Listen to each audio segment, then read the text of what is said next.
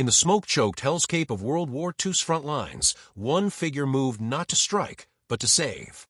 No rifles slung over a shoulder, no orders barked, just a satchel heavy with medicine and a heart pounding with purpose.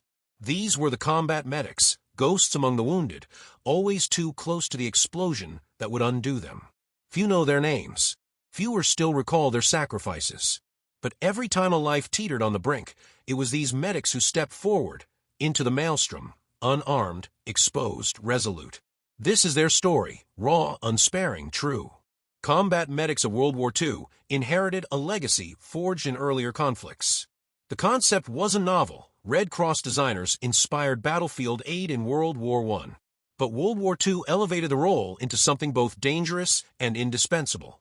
On every front, from the frozen wastes of Russia to the sun-scorched dunes of North Africa, a medic's path was marked by the same peril: carrying wounded through gunfire, administering morphine under mortar fire, improvising amputations amidst chaos. In Normandy, U.S. medics clad in khaki and the Red Cross painted on their helmets dashed across hedgerows, moving from the landing zones toward burning tanks. In the Pacific, Navy corpsmen braved coral reefs and strafing strafers to pull Marines from burning barges into small boats. Germany, the Soviet Union, Britain, they all had their medics. Each nation granted them a limited immunity under the Geneva Conventions, yet no star on a helmet could shield them from artillery or from hatred. In the Eastern Front's unforgiving winter, Soviet medics trekked across frozen landscapes with makeshift stretchers, striving to deliver saline and hope to frost-bitten soldiers. On D-Day speeches, Allied medics raced through Omaha's red sand, their white helmets spotted scarlet with more than sand, wounded comrades. Picture this scene.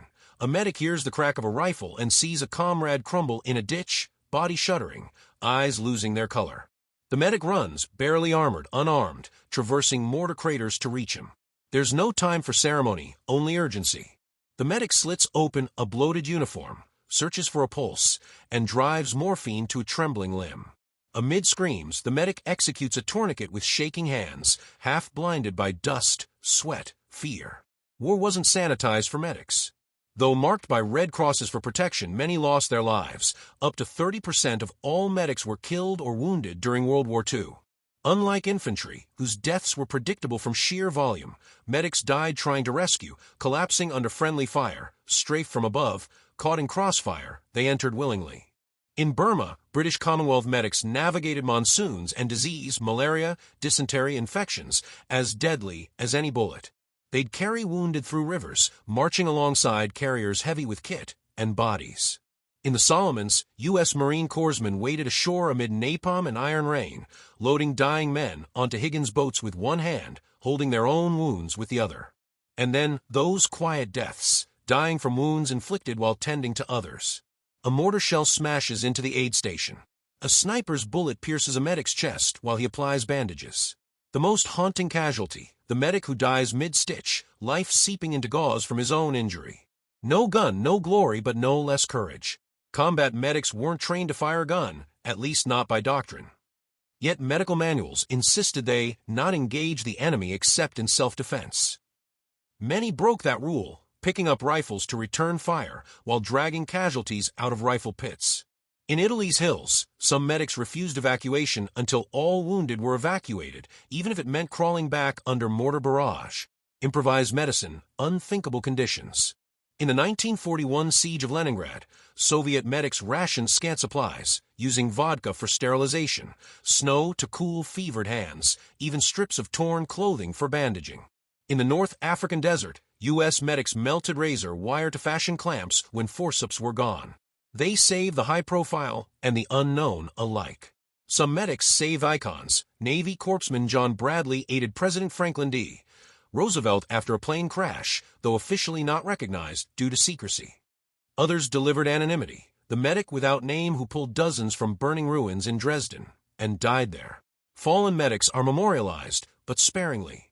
Memorials often list medics alongside their units, but rarely highlight their specific role. Few museums, aside from small exhibits, spotlight their stories. Yet in the Imperial War Museum in London, one display quietly honors female British Army medical orderlies who walked minefields to aid wounded with only maps and stretcher poles to guide them. Today's battlefield medicine, rapid evacuation, combat lifesaver training, triage field hospitals, owes its roots to World War II combat medics. Their improvisation led to innovations: lightweight stretchers, portable field blood supplies, use of Dakin's solution for wound irrigation. Doctrine evolved to accept that medics must stay mobile, adaptable, and always ready.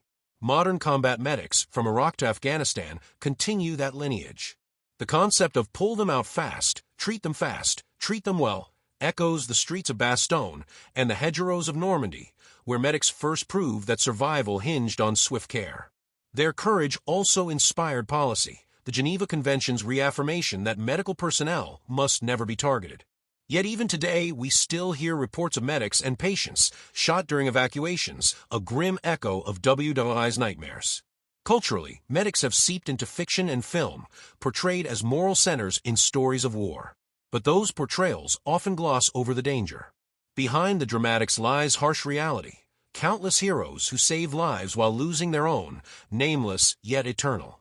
Their greatest legacy, the truth that in the worst of humanity, amid explosions, blood, and screams, someone will stand between death and mercy. And that someone, more often than not, was a combat medic. These medics, unarmed, fearless, slipped into history's nightmares with only compassion as their weapon. They weren't heralded. Few remember their names. But every life they reclaimed whispers their name into ours. Next time you hear stories of valor on distant fields, look past the rifles. Listen for the footsteps of a medic, running toward the fallen, not away. Because in every dark memory, they are the hidden light.